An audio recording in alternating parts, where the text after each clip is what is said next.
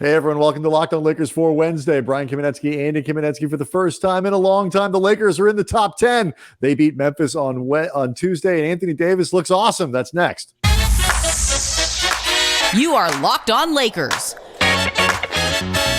your daily Los Angeles Lakers podcast. Part of the Locked On Podcast Network, your team every day.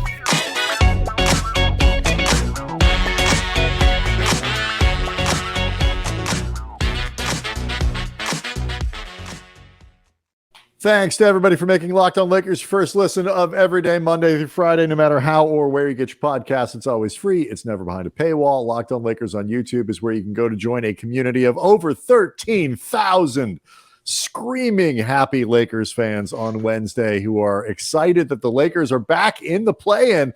They have vaulted themselves up to number 9 with a bullet after Tuesday night's win over the Memphis Grizzlies, 112-103. It was a great night all around. Anthony Davis was awesome. Pau Gasol had his jersey retired. And to talk about it and join us and celebrate this great win, one of the better nights of the season, is our friend. He is your friend. He is the overlord of SB Nation, at least their basketball stuff, as far as I know. And he is so honored to be with us that he has lost all of his hair, just like us. He is Harrison Faigen. Harrison, how are you? I'm doing well. I was going to say, Andy and I were talking before you jumped into the stream here. Like I'm basically an honorary Kamenetsky brother at this point. We were originally, if you didn't show up, I was just going to be in the Brian box. Now that I've shaved my head, and we just were going to, play it off like nothing happened. I'm not sure, Andy, is there anything really honorary about that? Okay, true story. A few years ago, I was doing a radio show for ESPN LA 710 with Rick Fox. He and I were filling in for the two regular hosts. And I don't remember how this came up, but, Rick, who Brian and I both know a little bit, said that he would be an honorary Kamenetsky brother. And I was just like, man, Rick, you can do so much better than that. You're like this three-peat champion, you're this really good-looking guy. No, he's 6'7", looks like a model. I mean, I'm not sure you're like you're a video game overlord mogul. Like, really, that's really kind of you to say. But come on, man. Yeah. We get to Pau later in the show. About all three of us, massive fans of Pau. It was a really great evening. Lakers do this sort of thing really well, and Pau, of course, spoke quite poignantly about his time with the Lakers and his relationship with Kobe and the Bryant family. But we got to start with this game. The Lakers have moved into the top 10. Like, we've been waiting for this. They've gotten close. But every time it's Lucy, the Lakers run up, they're going to kick the football, and Lucy pulls it away. But no, we're going to wake up on Wednesday morning, and the Lakers are the 9th seed in the West. All is well in the world, guys. They have been legitimately moving in the right direction ever since they've had this new look roster, even without all of the guys present and accounted for. Another game without LeBron, without D'Angelo Russell. They are 7-3 since everybody was available, at least potentially available to play with this new look roster. Like, Harrison, they have been legitimately good moving forward. Like, every single win has not been pretty. And, I'm not ready to say that once they're in the playoffs, they're going to knock off everyone. But, like, this is a legitimate roster. We can all agree on this at this point. The way that they have played since acquiring, now all of a sudden they have multiple players on their team that are both good at basketball and making more than the minimum. And, the team looks incredible. And that's like without, not incredible all the time, but that's without LeBron, that's without D'Angelo Russell. It's kind of wild how big of a hole they dug themselves. And it's crazy to think about and how mediocre the West has been, and with the Grizzlies in a free fall and all this, like where this team could have been if this was the roster all year. Yeah. I mean, ultimately, go ahead. I was just saying, Andy, like you can forgive, I think, Lakers fans. You can certainly forgive people who talk about the team. Harrison kind of caught himself. It's like, it's not that they're incredible. You mentioned it. Like, you can't just say they're going to go out and beat everyone. I thought even on Tuesday, like it was an inelegant offensive effort for most of the game, which is what you would expect. No LeBron, no D'Angelo Russell. But what I think is really, at this point, genuinely changed, and you can look at the sample size and it's big enough, is that they are light years better defensively. Like, they can play defense in a lot of ways against a lot of teams, even on a night like tonight, or, where Jared Vanderbilt, who had kind of been the catalyst, I think, for a lot of this defensive shift, actually wasn't terribly impactful and didn't play a lot of the big minutes. I think he was a minus 14 for the evening. So that, to me, Andy, was significant that, we talk about a team being legitimate, like, they can play real defense now. Yeah, they can. And in the meantime, Anthony Davis, like, it's apropos that he would, on a night where, he is the most recent championship Laker center, like, of real note on this team, that he would show out on a night where I think the previous Lakers championship center, no disrespect to Andrew Bynum, but Pau is really remembered as that guy. AD is just in a zone right now. 30 points, 22 rebounds, 2 blocks. He had 7 turnovers, but Darvin talked about after the game how some of that was AD just being too unselfish. And he said he actually told him at one point in the game, probably we'll talk about this, maybe when AD was in back getting what looked like a broken nose fixed. Like, he got whacked in the face and had to go in back because it was bleeding uncontrollably. There was still redness, and it looked like blood scabs around while he was playing, and it looked unshapely. Like, Darvin told him, that's my word. Darvin told him, like, look, man, if you are around the rim, I don't want you looking to pass out. I don't want you looking to make the right play. If everyone else is in offensive rebounding position, they can grab the rebound if you miss and turn it into an assist. Put up the ball. And he was just – it's another night where he was just dominant. Jaren Jackson Jr. had 5 fouls in this game, spent a lot of time in foul trouble. AD drew at least 3 of his 5 fouls. I mean, he was just – Harrison, he's in this place right now where he's just destroying worlds. And he is the guy that is ultimately going to turn the Lakers' fortunes more than anybody, including LeBron, if and when he comes back. No, I mean, he's been incredible. I think it's like 38 points, 36 points, 30 points, whatever it's been over the last 4 games, this incredible scoring run he's been on, the 20 rebounds tonight. Darvin was calling him Wilt after the game. He was just on it. And even some of the turnovers, some of that is creativity tax. That your usage goes way up. You're going to have more turnovers. Some of that stuff happens. And he was kind of feeling saucy, throwing the ball around, trying to make Jokic-like plays and stuff. So, it's a great point. He's trying to make a late MVP push. He's realized what the voters like. It's like the flashy passing, and like Troy Brown Jr. tried to bust out his inner Jokic down the stretch of this game too a couple times. That one over the shoulder bounce pass to Austin Reeves, that was legitimately Jokic-ish. Like, that was if you I'm convinced that if you had Troy Brown try to make that exact same play like 20 more times, it would not have been successful. I'm not saying he should do it again. I'm saying similar to how I'm a terrible golfer, but occasionally I will hit a shot that a pro could not have hit any better, more out of just luck than anything else. For that one play, Troy Brown was. No, see, I will have to table Harrison's point here until after the break, because that was not the reason that play worked. And people can go find this play on YouTube. Troy Brown running the baseline, gets a pass, throws it straight over his head like a bounce pass, like aiming for Austin Reeves. Backwards throw in. Essentially throws it straight into the ground behind him. And the only reason it worked is because everybody was sort of so shocked with what was going on.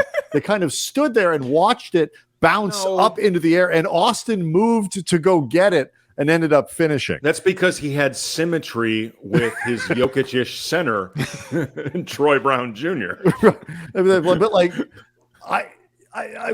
there is something about that play that I actually do think is significant. And then we will also let Harrison finish his thought. And I already forgot what he was talking about, but hopefully he remembers. We'll do that next. Locked On Lakers is brought to you by Ultimate Pro Basketball GM, and we are really excited about our new partner and sponsor of today's episode, the mobile game Ultimate Pro Basketball GM. Have you ever dreamed of becoming an NBA GM and managing a basketball franchise? Well, you can make that happen with Ultimate Pro Basketball GM. Manage every strategic aspect of your team, play through the season, lead your team to glory.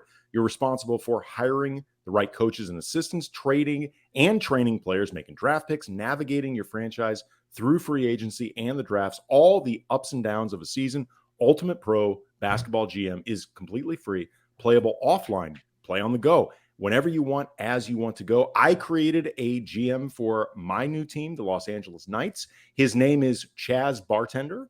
Longtime Laker fans, or at least the ones who remember the Jim Buss era, they will understand this reference. And I am determined to take this league by storm. And Locked On Lakers listeners get a 100% free boost to their franchise when using the promo Locked On in the game store. So again, Locked On is the promo code. Check it out.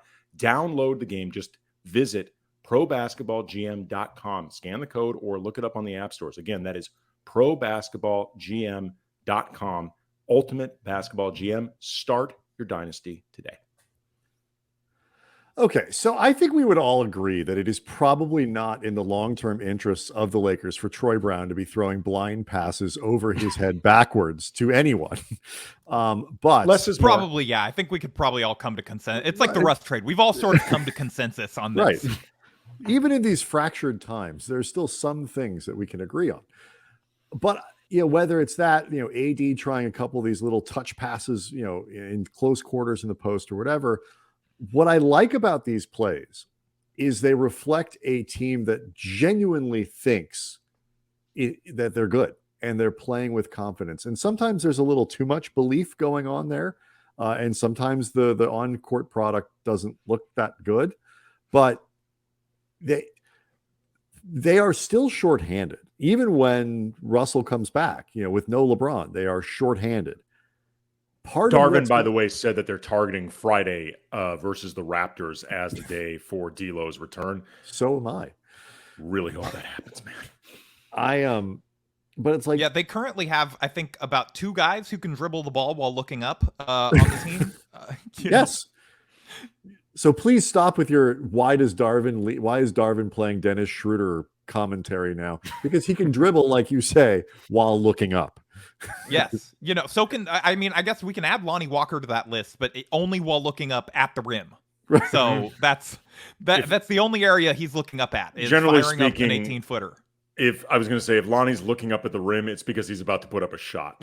Yeah, no, the lob era for Lonnie Walker officially died today with that attempt he had to Rui at one point that just basically went straight off the backboard. Not a point guard. guard. No. Yeah, and that's who your third string option is right now. Yes. If Dennis is not playing, is like Lonnie Walker, Austin Reeves starting point guard. Yay, everybody gets their wish. Lonnie Walker backup point guard. Oh no. But like the Lakers, even when Russell comes back, if they're going to move their way up, if they're going to make sure they sort of stay firmly in that top 10, and yes, they are in there now, but they are a half game or I guess 1 game out of 13th again. So it's not like they're just like cozy now. They did it. Stop the season. I'd be willing to, what's the Adam Silver's trying right now. He's trying to figure out how to suspend Ja for as few games as possible, and then after that, it's stopping the season, so the Lakers are in. They're going to have to believe in what they can do and be a little bit.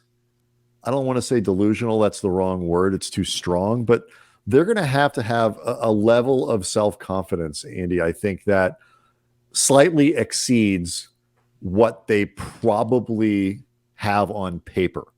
And at the very least, I think the results are allowing them to have that. Well, I think the confidence is, Jokic-esque moments from Troy Brown Jr. notwithstanding. I think it's mostly just going to be, you play in your lane in the best possible version of yourself. It's like we talked about a couple shows ago, until at least D'Lo is back, but without D'Lo and LeBron, a lot of their success is going to come down to just don't F it up while you're out there. Like, there's only so much adjustment Darvin Ham can do right now. Like, I'm not trying to, carry water for him, but when you don't have your 2 best playmakers and ball handlers available, there's only so much, at least offensively, you can do to adjust out there, that your team is going to be capable of doing. So a lot of it is just when you are out there, stick to your strengths, like the best possible version of it, and then just don't make mistakes. And, like, the Lakers in this game, they started out with way too many turnovers, but then they eventually cut that down. Like once they started cutting that down, that became a big factor in ultimately winning. And Harrison, how much of the swagger that I'm sort of talking about here, and I think that they need and that they're displaying, is really a function and fueled by AD being that guy? Because any team where you have that guy, everybody kind of walks around with a little bit more. And like the way he's playing right now, it doesn't matter if puts up 30 tonight or 38 or whatever. Like his impact on these games and his energy and his, just the force that he's playing with is so big that it is, to me at least, it's elevating everybody.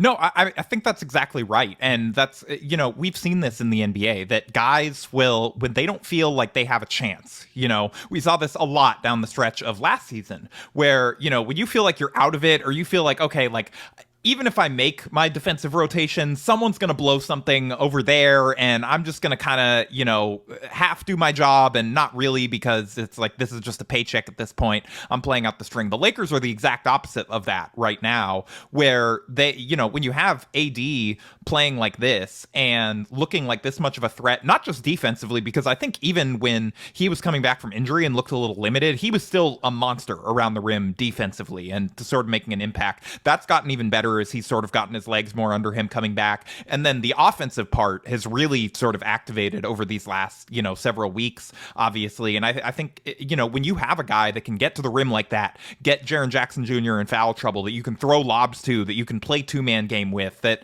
is creating open threes for you just by kind of the force of the gravity of his roles. Like, I think everybody feels better, when you're sort of going to war with a guy like that, than you're just trying to, the same kind of stuff that you're saying, where it's like, okay, just don't F it up. But it's also like, if we literally F up one thing, then, we're kind of done tonight because we just don't have sort of the variance there. We don't have this kind of central star power here to power us through in the moments where we need to just kind of go get a garbage bucket out of a possession late. And AD has sort of, shown that he's capable of doing that. I think Austin has been great in like, two-man game sequences with him, getting out in transition, pushing the pace. And, Dennis just doing just enough to, kind of make sure that this team is running on all cylinders. And, again, I have my complaints and quibbles with Dennis as a player, but as a third option playmaker, he's a lot better than the third guy on most teams' depth charts at point guard,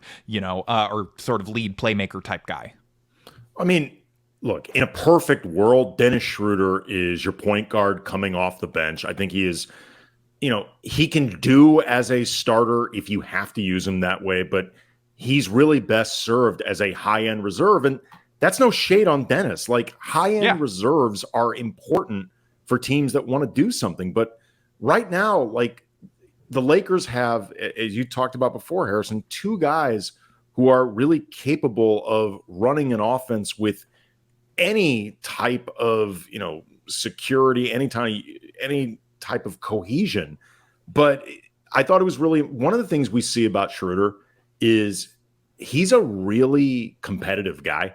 And like, he is somebody that is really willing to fight through just a lot of stuff. He's fought through that recent ankle injury. If he has, he's playing on like one leg right now. Like, right. And if he has bad games, he keeps fighting through. And this was like tonight. I think it's happened last couple games. He started out struggling, but he keeps going. And I think ultimately, when people ask a lot about why does Darvin keep sticking with him, beyond the fact that right now he doesn't really have any other options, and beyond the fact that, they have a relationship going back, I think it's also just he recognizes Schroeder will fight through it.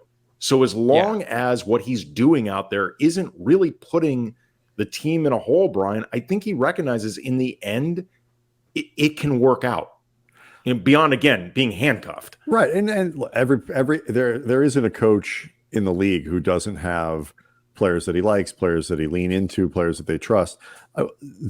This year's version of that is certainly more satisfying than last year with Avery Bradley and Frank Vogel. But even that contextually sometimes made sense because just of what the Lakers were. Before we break and we get to some of the Pau stuff, I want to ask you both because, the Lakers, as we've mentioned, stop the count, are number 9 in the Western Conference. It's over. That's it. Call it. They're a game and a half now behind the Clippers with a game in hand. They're a game and a half behind the Timberwolves with a game in hand. Again, I'd love to go back to last week and get that game back against Minnesota. Not allowed to do that. They're only 2 back of Golden State for the 6. If you look at what they've got coming up, it's Toronto on Friday. That's a 500 team anyway that isn't very good away from Canada. They're 12-21 on the road. And then you have New York, coach, so the Knicks are legit. But how long is Brunson out? Because we've seen I've only seen him listed as day-to-day. I don't know. So maybe doesn't matter if Quickly's playing like he's been playing. Well, it mattered enough they lost to Charlotte on Tuesday. So. Yeah, actually that's true. They snapped the streak tonight. Right. Yeah. So I saw Dua Lipa and Hornets trending, which was it's trending with Hornets. And I was like, what happened here? And I went and it's like, oh, she was at the Knicks loss to the Hornets. Thank God, because if she doesn't have an EpiPen, that could have been a disaster. Yeah, I was like, this could be really bad news. Right. But it was the Charlotte Hornets, thankfully. Right. Then you have you're on the road, but it's against New Orleans, slumping, not very good. Won't have Zion, and Houston. Then you come back home, and it's a Dallas team that's bad on the road, and Orlando. It's like they have a chance to win another 4 of their next 6. So yeah. What Harrison? When you look at it, where do you see like a not a Pollyanna, but like a legitimate, hey, they've got a chance to rise up to blank. I mean, with Memphis falling, you got to say the 3 seed. I'm just kidding. That is the confidence of Troy Brown throwing the ball backwards over his head. Look, what's funny is they're actually not that crazy far off. They're not going to get there, but they're not that far off. That's how kind of mediocre the West has been this year. And so I think honestly, probably best case scenario is that 7-8 play-in range. Sort of given health, given that we don't know when LeBron's going to be back, even with the schedule, you're going to take some weird losses here, sort of as teams get more tape on this kind of current version of the group, and figure out that hey, we should guard AD in these pick and rolls instead of Austin Reeves. I feel like that's an adjustment that teams will slowly start to make, and so I think probably 7-8 is about as optimistic as I'm comfortable being. Obviously, everyone would hope that they'd get up to 6 and avoid the play-in game entirely. But I don't know where you guys are at, but that's sort of, I think, best case scenario to me. Harrison, the counterpoint to the one you were making, these other teams can't get tape on the Lakers if they never have the same lineups out there. When they keep having different players available, the upside is they're impossible to scout. The other thing is too, they're one more injury away from all of a sudden this looking real rough again. Absolutely. If Dennis's ankle gets worse or D'Lo it struggles or whatever. Bamba did not play tonight, and they still won. That was their one injury. The answer to the question, I think 7 or 8, which would be a big deal. You get 2 cracks potentially getting into the playoffs. Also, real quick before we go to Pau, just because he had a really good game on both ends, I think it's worth mentioning. Rui Hachimura, this was his best game, probably a week and a half, maybe longer. Well, more than that, probably. He played really, really well tonight. And kudos to Darvin for riding him and actually leaving him in and letting that go in ways, again, that had gone a little bit against how they had been playing. Pau Gasol, 16 goes into the rafters. It was a great moment for a guy who is just one of the most genuinely excellent humans walking this or any other planet. So we'll talk about that next. Locked On Lakers is brought to you by FanDuel. We are in the home stretch of the NBA season, and it is the perfect time to download FanDuel, America's #1 sportsbook. And new customers get a no-sweat first bet up to $1,000. That's $1,000 in bonus bets back, even if your first bet doesn't win. Just download the FanDuel Sportsbook app. It's safe, secure, really easy to use. You can bet on everything from the money line to point scores, threes drained, or get a little saucy with some exclusive bets like the 2x3. 2 3-pointers scored in the first 3 minutes. Plus, FanDuel even lets you combine your bets for a chance at a bigger payout with the same game parlay. So don't miss out on your chance to get your no sweat first bet up to, again, $1,000 in bonus bets when you go to FanDuel.com/lockedon. That's FanDuel.com/lockedon to learn more. Make every moment more with FanDuel, an official sports betting partner of the NBA. And we've all had the opportunity to work in our professional lives sort of in the orbit now of Pau Gasol. But like, this was a night that I think people who are fans of the team, were around that era, followed it or whatever, in it, and had a chance to know the guy, even as much as fans have been looking forward to this moment and believing it. I think like people who do what we do get even a little bit more satisfaction having just had a chance to understand who the guy was around these teams. It really is impossible to overstate how good, genuinely good a human being was rewarded at Staples Center on Tuesday. And it was really cool to see. No, and like, he called it the honor of his life. I think that is probably, that's probably true to some degree, but also, for someone sort of like Pau's a little like Kareem to me in that, his greatness almost transcends the basketball court just as a human being. And in terms of, obviously does not have the like writing resume or outside interests, that Kareem seems to have, but just as a charitable person, as like a humanitarian, as someone who just seems to make an impact on like every single person that he meets. Like Jimmy Butler was there for his jersey retirement tonight. They were teammates for 2 seasons, and Jimmy Butler flew out here, in between Heat games to come and watch Pau get his jersey retired. I just saw a tweet scroll by of like Danny Green saying it was an honor to have called him a teammate. Just the way people talk about Pau, I'm not sure there's a teammate that's ever just like not just not liked him, but not genuinely like appreciated him as a person. Certainly not since the Lakers era. I don't know as much about like those early Grizzlies teams. I would assume it's a similar thing, but like, as far as from that Laker era on, it really does not seem like there's a person that didn't like Pau, which is sort of the greatest compliment you can give, especially any star who towards the end, can sometimes rub guys the wrong way, as they start to decline, like, they don't necessarily always realize it. They don't always age gracefully. Sometimes there's kind of bitter ends at the end there. And even like that stage of his career, Pau just, that was his game. He was smooth. He just sort of, sailed along, and he was steady in the way that he went about his business and just as a person. And, just one of also just the most fun players to watch, to ever kind of, especially for, we talked about Troy Brown Jr.'s passing, he had nothing on prime Pau Gasol, that my favorite clip is that one that was going around a lot today of him on the break, just channeling his inner magic. You could see it, Pau in the modern game would have gotten to do that a lot more. And, just a guy that was truly ahead of his time in just so many ways on and off the court. And so, yeah, awesome human, really happy for him. Only player that I own 2 jerseys of, as a kid growing up, rooting for those Laker teams. Someone I tried to model my pickup game after relatively unsuccessfly. How'd that go? Yeah.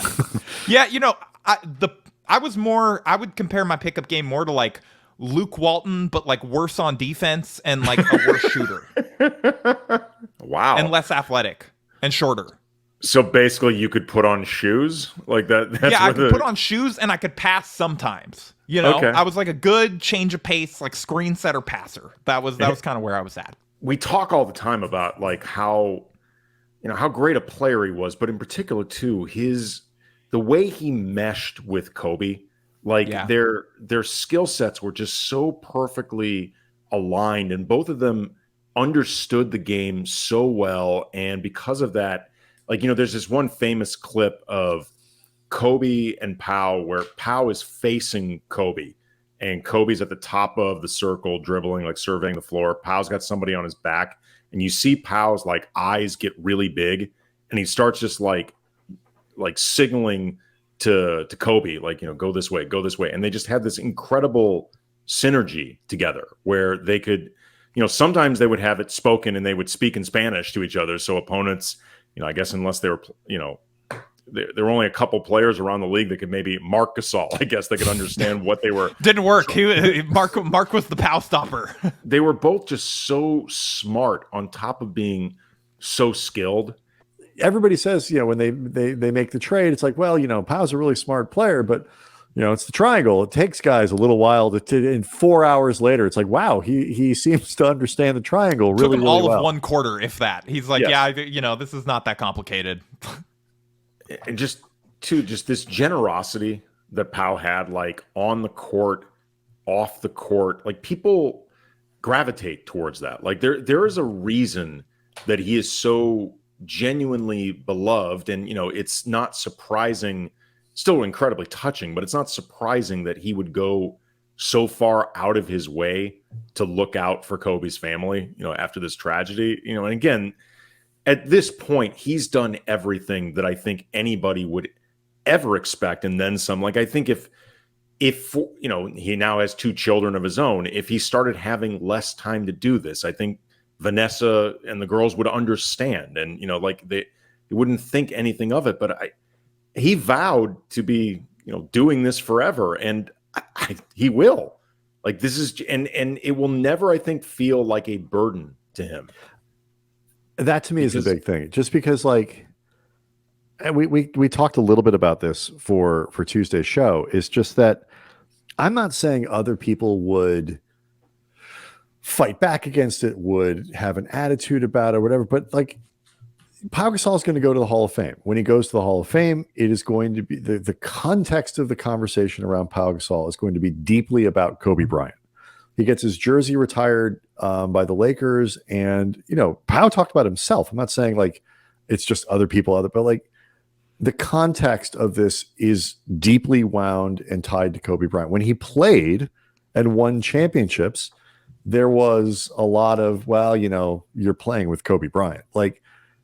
So much of his brilliance as a player is paired in a way that, at least maybe in the eyes of some, detracts from his own individual talent.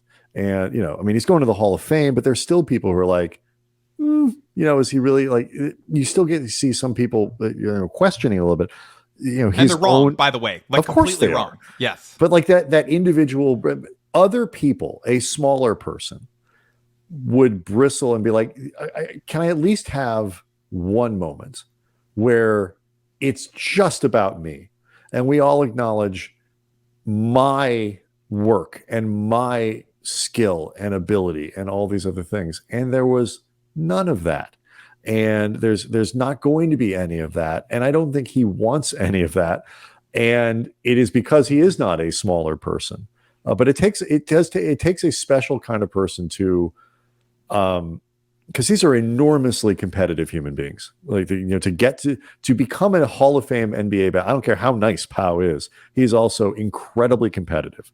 And these guys are prideful and they have egos and all of that. Anybody who watched Game 7 in 2010 knows how competitive Pau is. Yes. But ultimately, this is something that I think he accepts and embraces about his ties to the game, his ties certainly to the Lakers, and then his ties to the family. And he carries that with a grace that I think people underrate what that is and what he is doing and how he is doing it. And I don't think they should. I think it sort of goes back to that self-assuredness that, I was talking about, that we were talking about earlier, of just he knows who he is. He knows, what made his career, and that his career, he was the perfect complementary guy, not just a good one, not whatever, a guy who instantly fit with Kobe, whose 2 games meshed as well as we've ever seen any 2 players mesh immediately, and continued on for that entire era. And so I think he knows. It's sort of I know Draymond Green was talking about this this the other day in terms of how he fits into the Warrior system and sort of, Dylan Brooks clapping at him or whatever. But like Pau is aware that like, yes, like I am great, but also, my greatness was augmented by these guys, by Kobe, and allowed to shine more. And I was able to reach higher heights because of how perfectly we fit alongside each other. I think it also helps too that, and I imagine Pau has recognized this over time.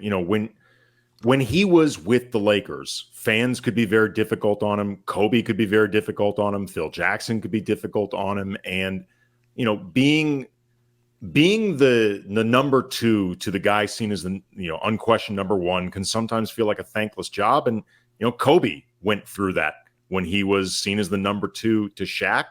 And fans would often jump off and on the Pau bandwagon. But once Pau was gone, I think people really began to understand just how much he brought to the team, but also just how great of a player he really was. I think that there started to grow more of an appreciation of just everything he brought to the table. And then, when you combined the onus that he's put upon himself to really be, that link to Kobe's memory, like that living link to everything he represented on the court. You combine it all together. I think Pau really recognizes now just how appreciated he is and how loved he is and how great everybody recognizes that he is. And I think that helps. So yeah, Lakers just this night could not have gone like there have been a few too many of these, the record-breaking game. They won on a milestone night. This is right, we buried the lead here. Yeah, there have been too many nights where like the attraction is sort of the distraction, as opposed to the game itself. The Lakers score a huge win on a night where they honor a franchise great. We are so excited. We don't know who he is. This Faigen, this Harrison Faigen. His name is Faigen. Locked On Lakers on YouTube is where you can go to see the show. He's flicking the lights on and off in the background. He just left. Join the community of over 13,000 Lakers fans, and we will be back for Thursday, and we will see you then.